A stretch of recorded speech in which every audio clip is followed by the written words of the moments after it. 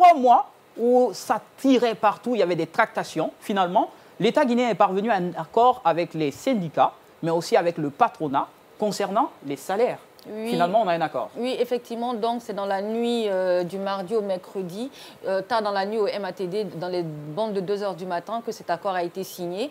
Alors, dans les deux parties, il a été convenu qu'une augmentation de la valeur monétaire d'un point d'indice à hauteur de 35% applicable de façon échelonnée, dont 20% dès janvier 2024. On voit en fait un extrait de cet accord derrière. Alors, 2 mois et demi d'indemnité et départ à la retraite pour cette année. Une prime de logement revue à hauteur de 450 000 francs guinéens par mois. 450 000 francs guinéens pour le transport, la couverture maladie à hauteur de 80%. Et pour ce qui concerne le secteur privé, le patronat guinéen s'engage à élaborer des conventions collectives des différents secteurs d'activité avant le 31 mars 2024. Donc, c'est ce qui a été convenu. J'ai bien aimé ta voix. Après, je suis journaliste. Pour lire les communiqués, je pense. Non, mais après, je suis journaliste radio après. Ça marche. Kourouma, sentiment. C'est un ouf de soulagement ou bien on pouvait avoir plus parce qu'il demandait une augmentation de plus? Début de ouf de soulagement parce qu'on a demandé 100%. 100%, on vient à 50%. Après, maintenant, on est à 25, 30 à 35%. Vous savez, dans les négociations tripartites, dans les négociations entre le gouvernement et les syndicats, il faut toujours lâcher du lest. Et je pense bien que le syndicat demandait 100%, ensuite ils sont revenus.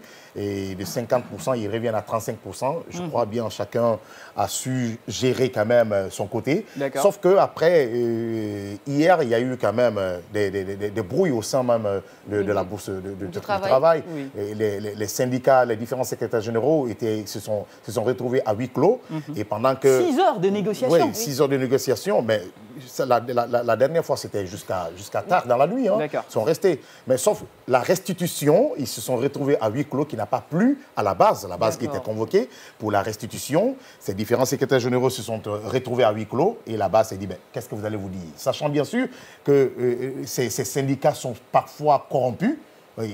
On arrive parfois à les donner des sous pour essayer de dévier exactement la lutte menée par la base. Et là, je pense bien que la base a tapé du poing sur la table. Alors, et ils se sont compris. Espérons que quand même que ça rentre dans l'ordre et qu'on puisse l'exécuter. Moi, je voudrais rajouter quelque chose très rapidement. C'est qu'en fait, l'État guinéen s'est engagé par rapport à cet accord-là. Il faudrait que l'État guinéen soit à mesure, en fait, de respecter ses engagements vis-à-vis du travailleur guinéen. Parce que si cela n'est pas fait, je pense qu'en janvier, ça va encore crier à ça marche. Que l'État soit à mesure de respecter ses accords vis-à-vis des fonctionnaires guinéens, mais surtout veiller sur le marché guinéen. Chaque fois qu'il y a augmentation des salaires, tout augmente dans la cité. Tant qu'on n'aura pas réglé l'homologation des prix, les transports et tout cela, il y aura encore de nouveaux problèmes. J'espère en tout cas que l'État prendra toutes les mesures pour que ça se passe bien durant cette transition. D'accord ?